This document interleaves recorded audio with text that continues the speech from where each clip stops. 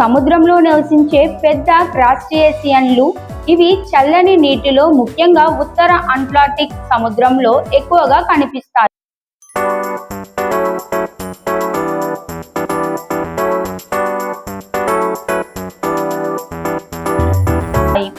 బలమైన షెల్ కలిగి ఉండే వీటి బాహ్య అవయవాలు మోల్టింగ్ ద్వారా పెరుగుతాయి.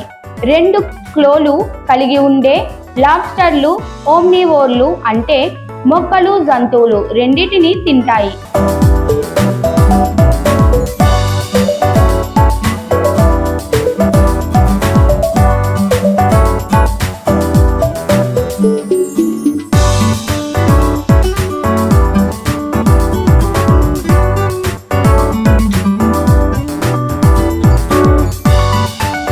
నీలి రక్తం కలిగి ఉండే వీటికి హీమోసైనిన్ అనే కాపర్ ఆధారిత పదార్థం ఉంటుంది.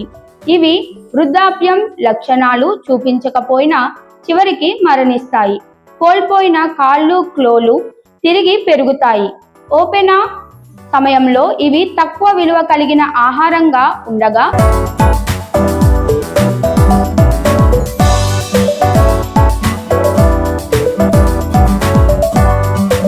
ఇప్పుడు విలాసవంతమైన భోజనంగా మారాయి. వీటిని సజీవంగా ఉడకబెట్టడంపై నైతిక చర్యలు కొనసాగుతున్నాయి.